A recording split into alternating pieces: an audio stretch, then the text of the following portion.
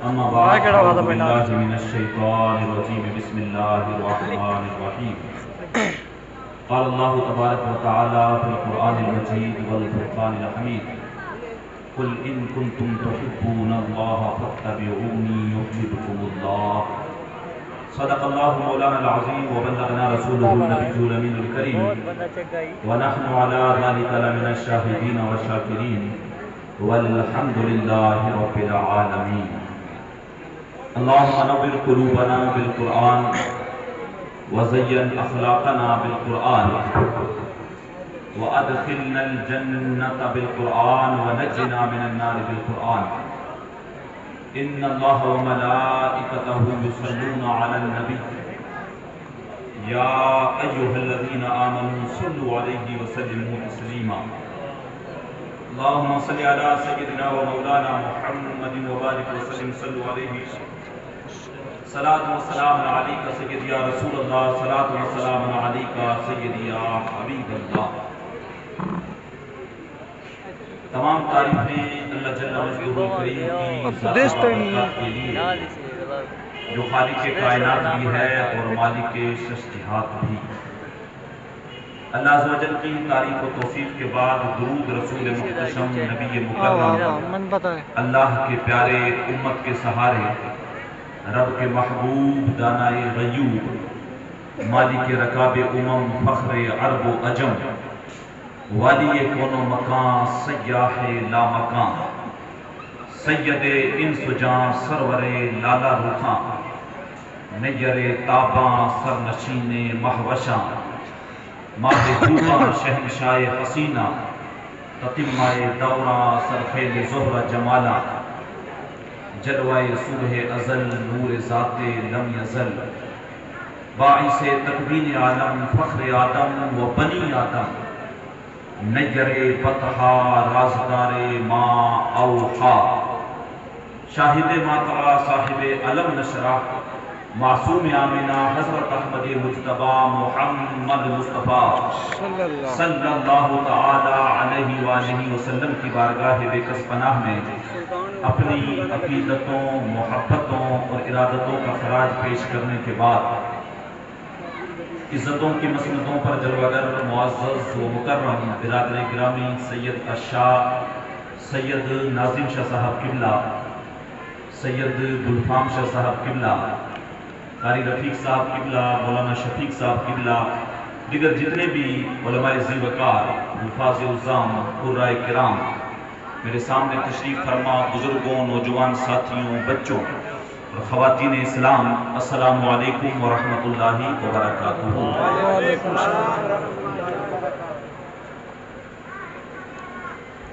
فتردہ کی گواہی ہے خدا تیری رضا چاہے فتردہ کی گواہی ہے خدا تیری رضا چاہے ملا ہو کسی اور کو یہ مرتبہ ہم نے نہیں دیکھا حبیب دوسرا سا دوسرا ہم نے نہیں دیکھا اور یا رسول اللہ تیری تو شان ہی کیا تو شاہ مرسلہ ٹھہرا تیری تو شان ہی کیا تو شاہ مرسلہ ٹھہرا شہنشاہوں سے کم تیرا گدا ہم نے نہیں دیکھا شہنشاہوں سے کم تیرا گدا ہم نے نہیں دیکھا اور یا رسول اللہ ہمیں سو ناز ہے اس پر کہ ہم تیرے ہی منگتے ہیں ہمیں سو ناز ہے اس پر کہ ہم تیرے ہی منگتے ہیں تیرے در کے سوا کوئی اور در ہم نے نہیں دیکھا حبیب دوسرا سا دوسرا ہم نے نہیں دیکھا اور ثاقب صاحب نے یہاں تو حد کر دی کہتے ہیں میں کھو جاؤں حشر کی بھیڑ میں تو آپ فرمائیں میں کھو جاؤں حشر کی بھیڑ میں تو آپ فرمائیں ہمارے در کا ثاقب تھا گدا ہم نے نہیں دیکھا بے شک بے شک بے شک ہمارے در کا ثاقب تھا گدا ہم نے نہیں دیکھا حبیب دوسرا سا دوسرا ہم نے نہیں دیکھا اور جس اعتبار سے حالات بنے ہوئے ہیں انہی کے مد نظر علامہ ڈاکٹر اقبال نے کہا تھا حالات کے تناظر میں انسانوں کو جھنجھوڑتے ہوئے کہا تھا کہ منزل سے آگے بڑھ کر منزل تلاش کر منزل سے آگے بڑھ کر منزل تلاش کر، مل جائے تجھ کو دریا تو سمندر تلاش کر، مل جائے تجھ کو دریا تو سمندر تلاش کر۔ اور پھر کہتے ہیں کہ ہر شیشہ ٹوٹ جاتا ہے پتھر کی چوٹ سے، ہر شیشہ ٹوٹ جاتا ہے پتھر کی چوٹ سے، پتھر ہی ٹوٹ جائے وہ شیشہ تلاش کر، بے شک بے شک، پتھر ہی ٹوٹ جائے وہ شیشہ تلاش کر۔ اور کہتے ہیں کہ سجدوں سے تیرے کیا ہوا صدیاں گزر گئی، سجدوں سے تیرے کیا ہوا صدیاں گزر گئی، دنیا تیری بدل دے وہ سجدہ تلاش کر، دنیا تیری بدل دے وہ سجدہ تلاش کر۔ سجدوں سے تیرے کیا ہوا صدیاں گزر گئی، سجدوں سے تیرے کیا ہوا صدیاں گزر گئی، دنیا تیری بدل دے وہ سجدہ تلاش کر۔ اور پھر کہتے ہیں کہ ہر انسان جل رہا ہے عداوت کی آگ میں، دشمنی کی آگ میں، حسد کی آگ میں، حقد کی آگ میں، ہر انسان جل رہا ہے عداوت کی آگ میں، اس آگ کو بجھا دے وہ پانی تلاش کر، اس آگ کو بجھا دے وہ پانی تلاش کر، اور کرے سوار اونٹ پر اپنے غلام کو، بے شک بے شک، کرے سوار اونٹ پر اپنے غلام کو، پیدل ہی خود چلے وہ آقا تلاش کر۔ بے شک، سبحان اللہ، اللہ اکبر، یا رسول اللہ یا رسول اللہ۔ کرے سوار اونٹ پر اپنے غلام کو، پیدل ہی خود چلے وہ آقا تلاش کر، منزل سے آگے بڑھ کر منزل تلاش کر، مل جائے تجھ کو دریا تو سمندر تلاش کر۔ حضرات محترم، میں اور آپ حضور علیہ السلام کی ولادت باسعادت کے موقع پہ یہ نیک مجلس سجا کے بیٹھے ہیں۔ تھوڑی دیر کے لیے میں آپ حضرات کے سامنے حاضر آیا، اور یہ ہماری سجی ہوئی محفلیں اور یہ رونقیں، یہ ہماری چپے چپے میں حضور کے میلاد پہ پھیلی ہوئی خوشبو، یہ ہماری محفلوں کی رنگت، یہ ٹمٹماتے ہوئے کمکمیں، یہ ہمارے اسٹیج، یہ ہمارے گھروں کے اوپر جھنڈے، اور یہ ہماری حضور کے نام پہ سجی ہوئی مجلسیں۔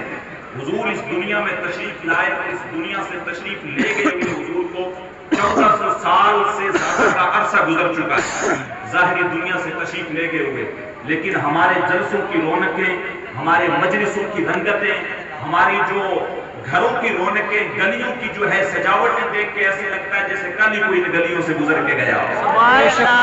وہ کیا کسی نے کہا تھا، زمین سے آسمان تک، آسمان سے لامکان تک ہے، زمین سے آسمان تک، آسمان سے لامکان تک ہے، کہاں کھولے تھے گیسو یار نے، خوشبو کہاں تک ہے۔ اتنا تذکرہ ہم نے کسی کا ہوتے ہوئے نہیں دیکھا جتنا ہمارے حضور کا ہو رہا ہے، اور حضور کے ذکر سے جو ہے گلی گلی مہکی ہوئی ہے، ہر مجلس کے اندر حضور کے نام کے تذکرے ہو رہے ہیں۔ اور بلکہ امام شافعی تو کہتے ہیں کہ میرے محبوب کا ذکر ایسے مستوری ہے کہ جو تم اس کو چھیڑتے چلے جاؤ گے خوشبو پھیلتی چلی جائے۔ مطرب سے کہو کہ چھیڑیں ذرا اس جانے تمنا کا قصہ، مطرب سے کہو کہ چھیڑیں ذرا اس جانے تمنا کا قصہ، فرقت کے بھیانک لمحوں میں کچھ دل کو سہارا ہو جائے۔ حضور کا ذکر تو ایسا ذکر ہے کہ جب عاشق جب کرتے ہیں حضور کا ذکر تو سینے کے اندر ٹھنڈ پڑ جاتی ہے، کلیجہ جو ہے وہ ٹھنڈا ہو جاتا ہے۔ حضور کا ذکر ہے ہی اتنا میٹھا، حضور کا ذکر ہے ہی اتنا پیارا۔ وہ پنجابی کے ایک شاعر نے کہا تھا کہ تینوں سینے دی میں ٹھنڈا کھاں، تینوں سینے دی میں ٹھنڈا کھاں، شہد گلاب تے کھنڈا کھاں۔ اتنا حضور کا نام میٹھا ہے، جب سنتے ہیں تو ایسے لگتا ہے جیسے کسی نے کانوں کے اندر رس گھول دیے ہوں، یا زبان کے اوپر کسی نے شہد رکھ دی ہو۔ اور شیخ مہدی القاسی مطالع المسرات شرح دلائل الخیرات میں لکھتے ہیں کہ حضور کا ذکر سن کے جس بندہ مومن کے کلیجے میں ٹھنڈ نہیں پڑتی، اس میں دھڑکنے والا دل کسی مومن کا دل ہی نہیں ہو سکتا ہے۔ حضور کا ذکر تو اتنا میٹھا ہے، بلکہ انور مسعود صاحب ہیں تو مزاحیہ شاعر، لیکن جب حضور کی نعت لکھنے پہ آئے تو قلم توڑ دیا۔ کہتے ان کا نام لبوں پہ آئے میٹھا میٹھا منہ ہو جائے، ان کے بول بہاروں جیسے اور اصحاب ستاروں جیسے، ان سا پیارا اور نہ کوئی، ان سے بچھڑ کے لکڑی روئی، جب وہ سیر کو جایا کرتے سر پہ بادل سایا کرتے۔ یہ میرے حضور کی شان ہے۔ تو حضور علیہ السلام کی مجلس میں ہم لوگ بیٹھے ہوئے ہیں، حضور کی ولادت باسعادت کے موقع پہ حضور کا ذکر خیر کرنے کے لیے جمع ہوئے ہیں کہ حضور کے دم قدم سے کائنات میں پھیلے ہوئے اجالے ہیں۔ یہ حضور کے جو ہے ولادت باسعادت کی برکتیں ہیں کہ وہ لوگ جن کو معاشرے میں کوئی پوچھتا نہیں تھا، میرے حضور جب تشریف لائے تو جو ہے ان کو جو ہے کشتی سے اٹھا کے بلندی پہ بٹھا دیا گیا۔ وہ عورتیں جن کو کوئی پوچھتا نہیں تھا، جب میرے حضور تشریف لائے تو حضور نے جو ہے جنت کو کھینچ کے ماں کے قدموں تلے رکھ دیا، کہا الجنت تحت اقدام الامہات۔ میرے حضور جب تشریف لائے ہر طرف جو ہے رونقیں پھیلی ہوئی ہیں۔ پہلے کے جو نبی گزرے ہیں، میں اور آپ بڑے خوش نصیب ہیں، بڑے خوش نصیب ہیں، اللہ کا لاکھ لاکھ شکر اگر ادا کریں تو وہ بھی کم ہے کہ اللہ نے ہمیں امت محمدیہ میں پیدا کیا ہے۔ یار نبیوں نے امت محمدیہ میں پیدا ہونے کے لیے دعائیں کی ہیں، اللہ کی بارگاہ میں دعا کرتے رہے مالک تو ہمیں امت محمدیہ میں پیدا کر دے، بلکہ حضور کے آنے کی بشارتیں دے رہے ہیں، حضور کے آنے کی خوشخبریاں سنا رہے ہیں۔ حضرت عیسیٰ علیہ السلام تو کہتے ہیں مبشرا برسول یأتی من بعد اسمہ احمد، کہا لوگوں میرے بعد صرف وہی آئے گا، وہی آخری نبی آنے والا ہے، میں تمہیں اس کی بشارت دیتا ہوں، اس کی خوشخبری دیتا ہوں۔ پھر جاتے جاتے کہا چلو کوئی بات نہیں، میں تمہیں اس کا نام بھی بتا دیتا ہوں، اس کا نام احمد ہوگا، اس کا نام احمد ہوگا۔ تو آپ کے جو ساتھ میں جو بندے تھے وہ کہنے لگے حضرت آپ سے بھی بلند مرتبے کا ہوگا، آپ سے بھی جو ہے وہ اعلیٰ درجے کا ہوگا، جس کے قصیدے ابن مریم پڑھ رہا ہے وہ پھر اور بھی زیادہ بلند شان والا ہوگا۔ حضرت عیسیٰ علیہ السلام نے کہا کہ تم جو ہے میری بات کر رہے ہو، خدا کی قسم ابن مریم کو محمد رسول اللہ صلی اللہ علیہ وسلم کے جوتوں کے تسمے کھولنے کے لیے اگر سعادت مل جائے تو یہ بھی میرے لیے فخر کی بات ہے۔ میں اور آپ اپنی جو ہے زندگیوں پہ جتنا فخر کریں اتنا کم ہے۔ اللہ نے امت محمدیہ میں پیدا کیا اور سب سے بڑی بات یہ ہے کہ حضور کا غلام بنایا۔ امت میں تو اور بھی بہت پیدا ہوئے ہیں، لیکن جو ہے ہر کسی کے نصیب میں حضور کی غلامی نہیں ہے۔ کوئی ان کے در کے ٹکڑے کھا کے بھی حضور کا غدار ہو گیا، کوئی ان کے در کی روٹیاں کھا کے بھی حضور کا منکر ہو گیا، لیکن مبارک ہو آپ کو کہ جو ہے حضور علیہ السلام کی غلامی کا پٹا آپ کی گردن کے اندر ہے۔ اس سے بڑی خوشخبری کی بات اور کیا ہو سکتی ہے کہ اللہ نے حضور علیہ السلام کی امت میں پیدا کیا، اور بلکہ جن کے تعلق سے نبی بشارتیں دیتے رہے، وہ کیا کسی نے کہا تھا کہ محمد جانے جانا ہے پیغمبر ہو تو ایسا ہو، محمد جانے جانا ہے پیغمبر ہو تو ایسا ہو، رسولوں کی بشارت سے مبشر ہو تو ایسا ہو، امر توقیر کا سب کو مؤطر ہو تو ایسا ہو، کیا ہم کو غلام ان کا مقدر ہو تو ایسا ہے۔ اتنا عظیم مقدر تو کسی کو نہیں ملتا کہ اللہ تبارک و تعالیٰ نے ہمیں حضور علیہ السلام کا غلام بنایا ہے۔ یہ جو ہے بڑی فخر والی، بڑی سعادت والی بات ہے۔ میں نے جو ہے وہ مختصر گفتگو کرنی ہے، کچھ ایک موضوع پہ میں نے بات کرنی ہے۔ حضور علیہ السلام کی ایک حدیث ہے، بخاری شریف کی بھی ہے، مسلم شریف کی بھی ہے، جس کو حدیث جبریل کے نام سے جانا جاتا ہے، جس میں حضرت محبت ختم، ٹھیک ہے، حضرت جبریل امین جو ہے وہ بشری شکل میں جو ہے حضور علیہ السلام کی خدمت میں آتے ہیں۔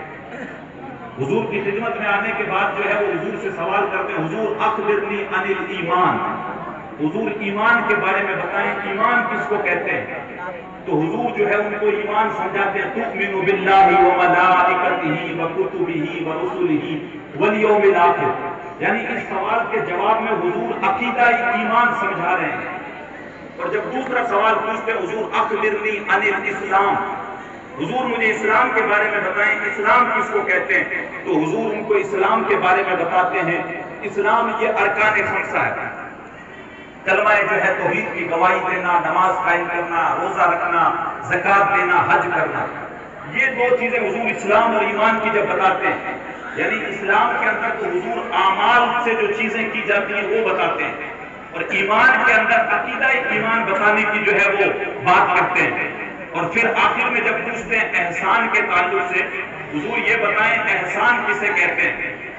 تو حضور علیہ السلام نے کہا ان تعبد اللہ کأنک تراہ فإن لم تکن تراہ فإنہ یراک. کہا اس میں حضور نے عین تصور سمجھایا. صوفی جو ہے ازم کس کو کہتے ہیں وہ میرے حضور نے سمجھایا. کہا تو اللہ کی عبادت اس طریقے سے کرے گویا تو اللہ کو دیکھ رہا ہے, گویا تو اللہ کے جلوے کو دیکھ رہا ہے. اگر تیری یہ کیفیت نہیں ہوتی تو گویا تیری حالت یہ کم سے کم تو جب نماز میں کھڑا ہو تیری یہ کیفیت تو رہے کہ وہ رب تو تجھے دیکھ رہا ہے. فَإِن لَمْ تَكُن تَرَاهُ فَإِنَّهُ يَرَاكَ. تیری یہ کیفیت تو رہے کہ جو ہے رب تجھے دیکھ رہا ہے. اسی حدیث سے ملتی ہوئی ایک آیت قرآن مجید کے اندر ہے, جب کچھ جو ہے دیہاتیوں نے حضور کی بارگاہ میں کہا کہ حضور ہم ایمان لے آئے, تو حضور نے کہا نہ تم یہ نہ کہو, اللہ نے خود کہلوایا سورہ جو ہے حجرات کے اندر خود کہلوایا کہ تم اپنے آپ کو ابھی مومن نہ کہو, ابھی کہو ہم اسلام لے آئے ہیں. ابھی جو ہے جب تک دل سے اس چیز کو نہیں مان لیتے جو اللہ کے رسول پہ نازل ہوئی ہے تب تک مومن نہیں ہو سکتے. اچھا, سنن دارمی کے اندر ایک حدیث ہے جس کو مشکات کے اندر بھی جو ہے نقل کیا گیا ہے. حضور علیہ السلام ایک دن بیٹھے ہوئے, بڑی جو ہے وہ فخر کرنے والی بات ہے. حضور علیہ السلام نے صحابہ سے پوچھا ای الخلق اعجب, کون سی مخلوق ایسی ہے جس کا ایمان جو ہے تعجب والا ہے, ایمان تعجب والا ہے. تو صحابہ کرام حضور کی مجلس کے اندر بیٹھے ہوئے تھے اور بیٹھنے کے بعد کہنے لگے حضور ملائکہ کا ایمان جو ہے وہ تعجب والا ہے. حضور علیہ السلام نے ارشاد فرمایا ملائکہ کا ایمان تعجب والا کیسے ہو سکتا ہے کہ وہ تو ہمیشہ رہتے ہی اللہ کے نور کی تجلیات میں, اللہ کے نور کی تجلیات ان پہ ہمیشہ برستی رہتی ہیں, وہ کیسے جو ہے ان کا ایمان تعجب والا کیسے ہو سکتا ہے؟ اگر وہ ایمان نہیں لائیں گے تو کون لائے گا؟ مجھے یہ بتاؤ سب سے تعجب والا ایمان کس کا ہے؟ تو صحابہ نے پھر عرض کیا النبیون, یا رسول اللہ پھر نبیوں کا ایمان تعجب والا ہے. حضور نے ارشاد فرمایا نبیوں کا ایمان وما لکن, نبیوں کا ایمان کیسے تعجب والا ہو سکتا ہے؟ ان پہ تو اللہ کی وحی نازل ہوتی ہے, اگر وہ ایمان نہیں لائیں گے تو کون لائے گا؟ پھر صحابہ نے اپنے اعتبار سے کہا قالوا فنحن, کہا حضور پھر ہمارا ایمان تعجب والا ہے کہ جو ہے ہم آپ کے جو ہے ایمان لے کے آئے. حضور نے ارشاد فرمایا تمہارا ایمان تعجب والا کیسے ہو سکتا ہے؟ میں تمہارے درمیان جلوہ فرما ہوں, تم نے میرے جو ہے انگلی سے چاند کے 2 ٹکڑے ہوتے ہوئے دیکھا ہے تو مجھ پہ ایمان لائے ہو, سورج کو واپس پلٹتے ہوئے آ کے عصر کے وقت پہ آ کے دیکھا ہے تو ایمان لائے ہو, درختوں کو مجھے سجدہ کرتے ہوئے دیکھا ہے تو ایمان لائے ہو, کنکروں کو مٹھیوں میں کلمہ پڑھتے ہوئے دیکھا ہے تو ایمان لائے ہو, اور جو ہے جاتے ہوئے جانوروں کو میری بارگاہ میں سجدے کرتے ہوئے دیکھا ہے تو ایمان لائے. تو تمہارا ایمان تعجب والا نہیں ہے. پہلے کہا فرشتوں کا ایمان تعجب والا, حضور نے کہا وہ تو اللہ کی تجلیات میں رہتے ہیں, ان کا ایمان تعجب والا نہیں ہے. پھر کہا نبیوں کا, کہا ان پہ اللہ کی وحی نازل ہوتی ہے, ان کا بھی تعجب والا نہیں ہے. پھر کہا کہ حضور پھر ہمارا, کہا تمہارا بھی نہیں ہے, میں تمہارے درمیان جلوہ فرما ہوں, تم میرے رخ زیبا کی زیارت کرتے رہتے ہو, کبھی چاند کے ٹکڑے ہوتے دیکھتے ہو, کبھی درختوں کو سجدہ کرتے دیکھتے ہو, کبھی انگلیوں سے پانی کے چشمے نکلتے ہوئے دیکھتے ہو, تو تمہارا ایمان تعجب والا نہیں ہے.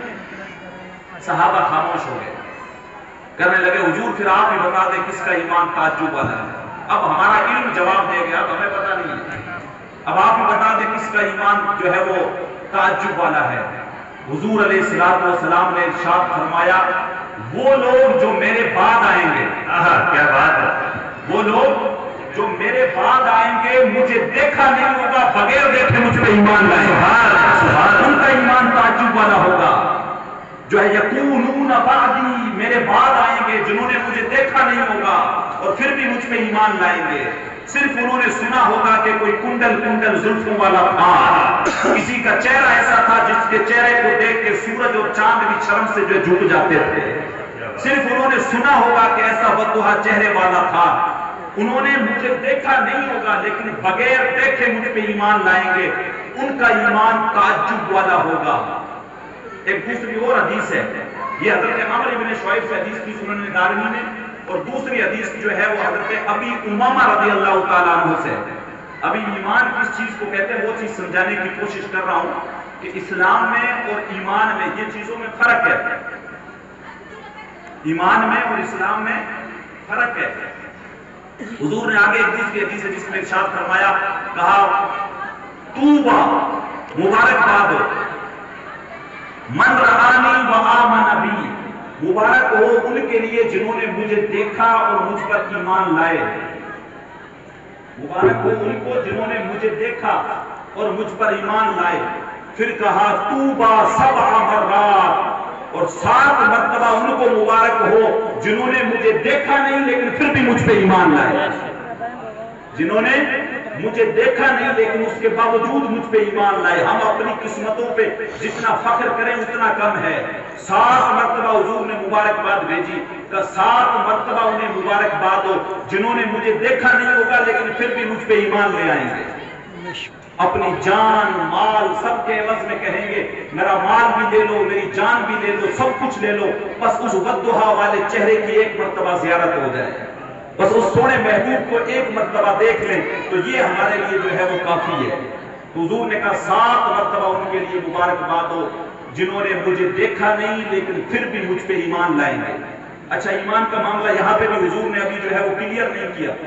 پھر آگے حضور علیہ السلام نے اس سے اچھا ایک بات یہ اور پتہ چلی، اس سے ایک بات اور یہ پتہ چلی کہ نمازیں پڑھ لینا، محض نمازیں پڑھ لینا، محض روزے رکھ لینا، محض زکوٰۃ ادا کر دینا، یہ ایمان نہیں ہے۔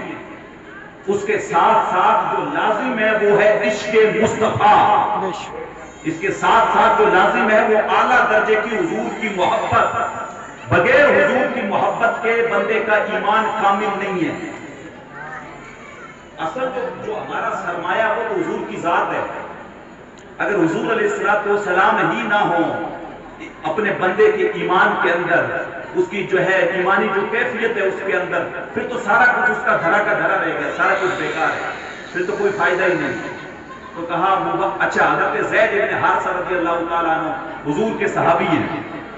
حضور ایک دن نکلے تو راستے میں مل گئے، راستے میں ملے تو حضور نے پوچھا کیف اصبحت یا زید، زید نے صبح کس حالت میں کی، صبح کس حالت میں کی؟ تو حضرت زید بن حارثہ کہنے لگے حضور میں نے ایمان کی حالت میں جو ہے وہ صبح کی، ایمان کی حالت میں نے صبح کی۔ حضور علیہ السلام نے ارشاد فرمایا زید کیا کہہ رہے ہو، ذرا غور کرو، زید کیا کہہ رہے ہو، ذرا غور کرو۔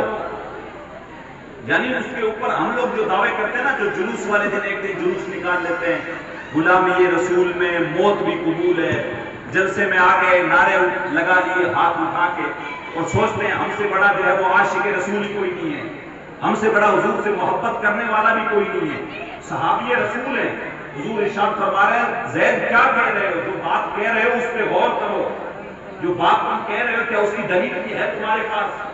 اس بات سے پتا چلا کہ ایمان اس چیز کا نام ہے، ظاہری عبادت کا نام ایمان نہیں ہے، صرف نماز پڑھ لینا بس۔ اچھا، ایک اور حدیث حضور علیہ السلام کی جس میں حضور نے ارشاد فرمایا یأتون علی الناس زمانی، لوگوں پہ ایک ایسا زمانہ آئے گا یجتمعون فی المساجد ولیس فیہم مؤمن، حضور نے فرمایا کہ ایسا زمانہ بھی لوگوں پہ آئے گا، ایسا زمانہ لوگوں پہ آئے گا کہ لوگوں کے اجتماع مسجدوں کے اندر ہوں گے، مسجدوں کے اندر لوگ جوک در جوک جمع ہوں گے، وَلَيْسَ فِيهِمْ مُؤْمِن، لیکن ان میں سے کوئی مومن نہیں ہوگا، ان میں سے کوئی بھی مومن نہیں ہوگا۔ اس سے ایک بات یہ بھی پتہ چلی کہ صرف جو ہے نمازیں پڑھ لینے سے بندہ مومن نہیں ہو جاتا، محض زکوٰۃ ادا کر دینے سے بندہ مومن نہیں ہو جاتا۔ ایمان کے لیے شرط یہ ہے کہ نماز کے ساتھ ساتھ حب رسول بھی بندے کے دل کے اندر مچل رہی ہے، حضور کی محبت بھی جو ہے وہ بندے کے دل کے اندر ٹھاٹھے مار رہی ہو، اور اس کے اوپر بھی دلیل ایمان مل گئے، کیونکہ جب بندہ مر جائے گا، قبر میں جائے گا، سارے کچھ معاملات سامنے آ جائیں گے، پھر تو اس نے ایمان لانا ہی لانا ہے، پھر تو وہ انکار ہی نہیں کر سکتا۔ بھائی ابھی کچھ لوگ ہم میں سے ایسے بھی ہیں جو ماڈرن زمانے کے ہونے کے اعتبار سے حضرت یہ سب آپ لوگ ڈراتے ہو، کس نے دیکھا ہے قبر کے اندر کیا ہونا ہے، کس نے جو ہے سانپ بچھو دیکھے، کس نے جہنم دیکھی ہے؟ اور صاحب اگر کوئی بندہ سوچتا ہے اور یہ کہتا ہے تو اسی وقت ایمان سے خارج ہو جاتا ہے، اسلام سے خارج ہو جاتا ہے۔ صاحب ہم اس کملی والے آقا کی باتیں بتاتے ہیں جو معراج کی رات میں گئے ہیں تو جنت کا بھی مشاہدہ کر کے آئے، جہنم کا بھی مشاہدہ کر کے آئے، اور ہمارا جو ہے یقین ہے کہ سورج جو ہے وہ ادھر مغرب سے تو طلوع ہو سکتا ہے لیکن حضور کی کوئی بھی بات جھوٹی نہیں ہو سکتی، اور بندہ مومن کا اس میں ایمان ہونا لازمی ہے۔ کہتے ہیں حضرت آپ کو کیا پتا اے جہاں بکھا اگلا کس نے دکھا، آپ کو کیا پتا آگے کیا ہونے والا، یہ سب علماء کی دھری باتیں ہیں۔ ایمان کہتے ہیں اس چیز کو ہے یؤمنون بالغیب، جو آنکھوں سے چھپی ہوئی چیزیں ہوں ان پہ ایمان لانا۔ ایک واقعہ بتا کے سمجھانا چاہتا ہوں کیسے۔ حضرت بیٹھے ہوئے ہیں، سید صاحب قبلہ بیٹھے ہوئے ہیں، ایک بادشاہ گزرا ہے جس کا نام تھا ہارون الرشید، اس کی ایک بیگم تھی بیوی جس کا نام تھا زبیدہ۔ ابھی شام کے وقت جب عصر کا وقت ہوتا ہے تو یہ اپنی بیوی کے ساتھ بقی کے اندر بیٹھ کے دریا دجلہ کے کنارے ٹہلنے کے لیے نکلتے ہیں۔ اس زمانے کے اندر جو ہے ایک بندہ تھا مجذوب جس کا نام تھا بہلول دانا، اور دانا کہتے ہیں عقل مند کو، لیکن یہ بندہ تھا مجذوب۔ مجذوب شریعت کی اصطلاح میں اسے کہتے ہیں کہ اللہ کے تجلیات کے وقوع سے جس کا شیشہ عقل ٹوٹ گیا، اللہ کے نور کی تجلی اس کی عقل پہ اتنی ہوئی کہ اس کی عقل کا جو شیشہ وہ ٹوٹ گیا۔ اب یہ بادشاہ اپنی بیگم کے ساتھ جب نکلا دریا دجلہ کے کنارے تو اس بیگم نے کیا دیکھا کہ وہ بابا سمندر کے کنارے بیٹھا ہے، کچھ کر رہا ہے، تو یہ فوراً بادشاہ کا ہاتھ پکڑا، بگی رکوائی اور اس کا ہاتھ پکڑ کے اس بابے کے پاس لے گئے۔ مجذوب کیا جس طرح اپنے یہاں دیکھتے ہیں وہ جو ریتیلی مٹی ہوتی ہے بارش کے اندر بچے جس طرح گھروندے بناتے ہیں وہ اس طرح سے گھر بنا رہا ہے۔ یہ بادشاہ کی بیوی زبیدہ اس کے پاس گئی اور جا کے کہنے لگی السلام علیکم۔ اس بابے نے کہا وعلیکم السلام بیٹی۔ کہا بابا کیا کر رہے ہو؟ کہا بیٹی جنت میں محل بنا رہا ہوں۔ کیا کر رہا ہوں؟ جنت میں محل بنا رہا ہوں۔ اس نے پوچھ لیا بابا جی بیچو گے؟ کہا ہاں بیٹی بیچوں گا۔ کہا بابا کتنے میں؟ کہا بیٹی 10 درہم میں۔ درہم ایک چاندی کا ہوتا ہے، بادشاہ ان کے لیے کچھ بھی نہیں تھا۔ کہا بیٹی 10 درہم میں۔ وہ زبیدہ نے اپنے پاکٹ سے وہ 10 درہم نکالے، بابے کے ہاتھ پہ رکھ دیے۔ اس نے کیا کیا کہ وہ 10 درہم اٹھائے سمندر میں پھینک دیے۔ آج کے دور کے اگر اللہ والے ہوتے تو جیب میں ڈال کر انہوں نے وہ سمندر میں پھینک دیے اور گھر جو ہے وہ مٹا دیا، لکیر کھینچ دی۔ کہا بیٹی جاؤ تمہارا جنت میں محل بن گیا۔ اور وہ بادشاہ جو اس کے ساتھ میں تھا اس کا شوق اس پہ ہنس رہا ہے، کیسی پاگل عورت ہے۔ 10 درہم اس پاگل کو دیے، اس نے اٹھا کے سمندر میں پھینک دیے۔ کسی غریب کو دیے ہوتے 2 وقت کا کھانا کھاتا بیچارہ، نہ اس کے کام آئے نہ تیرے، ایسے کون سے جنت میں محل بنتے۔ تو زبیدہ کہنے لگی کہ اپنے اپنی ایمان کی بات ہوتی ہے، تم نہیں مانتے نہ مانو، میرا تو یقین ہے، میرا تو یقین ہے۔ بادشاہ پورے رستے اس پہ ہنستا رہا، ہنستے ہنستے معاملہ ہوا، رات میں آگے گھر پہ عشاء کی نماز پڑھی، بادشاہ اپنی آرام گاہ میں چلا گیا، بیگم اپنی خادماؤں کے ساتھ اپنی آرام گاہ میں چلی گئی۔ اب جب بادشاہ سویا تو خواب کے اندر کیا دیکھتا ہے کہ رات میں ٹہلتے ٹہلتے جنت میں پہنچ گئے، جنت میں پہنچ گئے، اور جب چل رہا ہے تو دیکھا محل بنے ہوئے، ان میں سے ایک محل دیکھا اس کے اوپر نیم پلیٹ لگی ہوئی ہے جس کے اوپر لکھا ہوا ہے بیت زبیدہ، زبیدہ کا گھر۔ بادشاہ نے یہ دیکھا ارے یہ تو میری بیوی کا گھر ہے، یہ تو میری بیگم کا گھر ہے، تو گھر کی طرف آگے بڑھا۔ جب آگے بڑھنے لگا تو فرشتوں نے روک لیا، او حضرت کدھر جا رہے ہیں، رک جاؤ۔ کہنے لگا میری بیوی کا گھر ہے، دیکھنے کے لیے جا رہا ہوں۔ فرشتوں نے کہا یہ جو دنیا میں عمل کر کے آتے ہیں انہی کے لیے ہے، تیری بیوی نے اگر عمل کیا تو اسی کا ہے، اس میں تیرا کوئی حصہ نہیں ہے۔ اب بادشاہ تھا، بادشاہوں کو تو ایک روب الگ رہتے ہیں، یہاں تو ہمارے گاؤں میں اگر کوئی وارڈ پنچ لگ جائے تو اس کا ایک الگ اسٹیٹس ہوتا ہے، پھر اگر کوئی سرپنچ ہو جائے تو اس کا ایک الگ جو ہے وہ ایٹیٹیوڈ ہوتا ہے، اور اگر کوئی ایم ایل اے یا منتری لگ جائے تو وہ تو ہے کہ عام لوگوں سے ملاقات ہی نہیں کرتا، اس کا ایک الگ اسٹیٹس ہوتا ہے۔ لیکن وہ تو بادشاہ رہا ہوا تھا تو اس کو تو عادتیں تھی ساری۔ وہ کہنے لگا تم کون ہوتے ہو مجھے روکنے والے، میں زمانے کا بادشاہ ہوں۔ تو جب وہ فرشتے روکنے لگے یہ زبردستی کرنے لگ گیا۔ اب جب زبردستی دروازے کے اندر گھسنے لگا، فرشتوں نے دھکا دیا، نیند کھل گئی، وہ سارا خواب تھا، سارا خواب چکنا چور ہو گیا۔ اوہو آنکھ کھل گئی، اب بے چین ہو گیا، صبح کب ہوا، اب صبح کب ہوا۔ اب جب صبح فجر کی نماز ہوئی تو اب دوڑا دوڑا زبیدہ کے حجرے کے اندر گیا، اور زبیدہ کو جا کے کہہ رہا ہے زبیدہ چلو کل والے بابے کے پاس چلتے ہیں۔ زبیدہ نے کہا خیر تو ہے، کل تو بڑے ہنس رہے تھے، آج کیوں بابے کے پاس جا رہے ہیں؟ کہا نہیں تم چلو میرے ساتھ۔ زبیدہ کا ہاتھ پکڑا، آج زبیدہ اس پہ مسکرا رہی ہے اور یہ دل کے اندر سوچ رہا ہے کاش وہ ملک وہی سمندر کے کنارے بیٹھا مل جائے اور اسی موج میں مل جائے۔ اللہ والے ہمیشہ ایک جیسی موج میں بھی نہیں رہتے، اسی موج میں مل جائے۔ جلدی جلدی جب پہنچا تو دیکھا سمندر کے کنارے وہ بابا بیٹھا ہوا بہلول دانا۔ جب قریب گیا تو دیکھا کہ وہی مٹی کے گھروندے بنا رہا ہے۔ تھوڑی دل کو تسلی ہوئی، کر تو کل والا کام ہی رہا ہے۔ اب یہ کیا کیا کہ جو ہے پاس میں جب گیا جا کے آج یہ سلام کیا، السلام علیکم۔ بابے نے کہا وعلیکم السلام۔ کہا بابے کیا کر رہے ہو؟ کہا بیٹے وہی کل والا جنت میں محل بنا رہا، جنت میں محل بنا رہا۔ تو اب یہ 10 درہم جو ہے چھٹے جیب کے اندر رکھ کے لے کے گیا تھا۔ اب فوراً جیب میں ہاتھ ڈالا اور پوچھا بابا بیچتے ہو؟ کہاں بیٹے بیچنے کے لیے تو بنا رہا ہوں۔ کہا کتنے میں بیچتے ہو؟ اب یہ 10 درہم لے کے گیا تھا جیب میں، ایسے جیب میں ہاتھ ڈالا تاکہ پٹ سے رکھ دوں گا۔ جیسے ہی پوچھا نا کتنے میں تو کہا بیٹے آدھی بادشاہت لگے گی، آدھی بادشاہت لگے گی۔ فوراً ہاتھ جھٹک لیا۔ کہا بابا دماغ خراب ہو گیا تمہارا، کل تو 10 درہم میں بیچا تھا۔ اب جو ایمان کس کو کہتے ہیں وہ بتانا چاہ رہا ہوں، ایمان کس کو کہتے ہیں وہ بتانا چاہ رہا ہوں۔ تو کہا کہ بابا تمہارا دماغ خراب ہو گیا، کل تو 10 درہم میں بیچا تھا۔ کہا بیٹے کل والے جو گراہک تھے وہ بغیر دیکھے سودا کر گئے تھے، کل والے جو گراہک تھے وہ بغیر دیکھے سودا کر گئے تھے، آج والے گراہک رات جنت میں دھکے کھا کے آ رہے ہیں تو قیمت بدل گئی ہے۔ رات دھکے کھا کے آئے، جب نیند کھلی ہے تب قیمت بدل گئی ہے۔ یؤمنون بالغیب، ایمان اس چیز کا نام ہے جو بغیر دیکھے لایا جائے۔ قبر میں جب جائے گا سارا کچھ سامنے آ جائے گا، پھر تو ماننا ہی ماننا ہے۔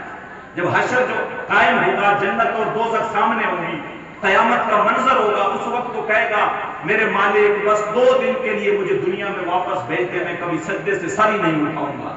تو ایمان اس چیز کا نام ہے۔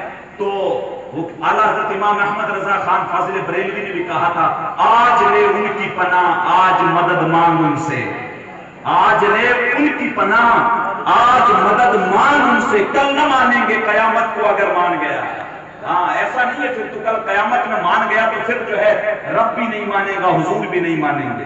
تو ایمان اس چیز کا نام ہے کہ حضور علیہ السلام سے محبت کی جائے، اپنے پنجابی میں کہتے ہیں جیسے اننے وارے محبت کی جائے، ہاں آنکھیں بند کر کے محبت کی جائے، حضور سے ایسی محبت کی جائے کہ کوئی کچھ بھی بات کرے تو حضور کے تعلق سے کانوں میں انگلیاں ڈال دیں۔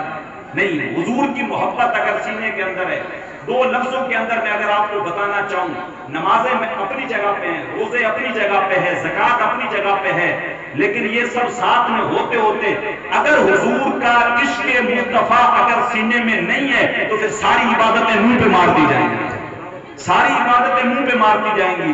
لیکن اگر یہ اعمال بھی ہیں اور حضور کی محبت بھی ہے تو پھر بندہ قابل قبول ہے۔ اور یہ سارا کچھ معاملہ ہم صحابہ سے سیکھے، حضور کے صحابہ سے سیکھے، کتنا ادب حضور کا کرتے ہیں۔ ایمان اس چیز کا نام ہے جو ادب مصطفیٰ سے شروع ہوتا ہے، محبت مصطفیٰ پہ ختم ہو جاتا ہے۔ بس 2 ہی لفظوں میں ادھر ادھر کے میں سوشل میڈیا کے جتنے بھی حضرات ہیں، آپ سارے جتنے سمجھدار لوگ بیٹھے ہوئے ہیں، ساروں سے مؤدبانہ گزارش کروں گا جو بھی معاملات ہیں سوشل میڈیا پہ ہو کہیں پہ بھی، کسی بھی ایسی بحث کا حصہ نہ بنے جس میں وقت برباد ہو یا بندے کے ایمان برباد ہونے کا جو ہے وہ خدشہ ہو۔ یہ ساری چیزوں سے اپنے آپ کو بچا کے رکھیں اور خدا کے لیے یہ سارا وقت جو ہے ہمارا نوجوان ساری انرجی سوشل میڈیا پہ برباد کر رہا ہے، کبھی اس پہ پوسٹ کر رہا ہے، کبھی اس پہ پوسٹ کر رہا ہے، کبھی کیا پوسٹ کر رہا ہے۔ آج دیکھیں ہم لوگ اپنی انرجی جہاں ویسٹ کر رہے ہیں ہمارے پاس ہے کیا؟ ساری قومیں ایک جھوٹ ہیں کہ ہمیں ختم کریں کسی بھی طریقے سے، اسلام کو اور مسلمانوں کو کسی بھی طریقے سے نیست و نابود کر دیا جائے، ان کو مٹا دیا جائے۔ اور ہم لوگ اتنے ویلے بیٹھے ہیں کہ آپس میں لڑنے سے ہمیں فرصت نہیں ہے، ہم لوگ آپس میں ایک دوسرے کا گریبان پھاڑنے میں لگے ہوئے ہیں۔ تو یہ سوائے وقت کی بربادی کے اور کچھ بھی نہیں ہے۔ خدا کے لیے کوئی بھی ایسی غلط پوسٹ ہو اس کو فیس بک پہ شیئر تک نہ کریں، کرنا تو وہ دور کی بات ہے۔ ہر اس ایسے کام سے بچیں جس سے جو ہے وہ وقت برباد ہو رہا ہو یا سنیت میں آپس میں جو ہے وہ انتشار پھیل رہا ہو۔ خدا کے لیے اگر بڑے لوگوں کے کوئی مسئلے ہیں تو ان کو ان پہ چھوڑ دیں۔ اور ایک بات اور، حضرت ابن عباس رضی اللہ تعالیٰ عنہ سے جو ہے روایت ہے، حضور علیہ السلام کے چچا ہیں، کہتے ہیں حضور علیہ السلام نے ارشاد فرمایا ایک بندہ ہے جو مقام ابراہیم، آپ میں سے بہت سارے حضرات گئے ہوں گے عمرہ کرنے کے لیے، کعبے کے پاس میں جسٹ ایک جگہ ہے مصلی ابراہیم جسے کہا جاتا ہے، جہاں پہ عمرہ والے حج والے 2 رکعت نماز پڑھتے ہیں۔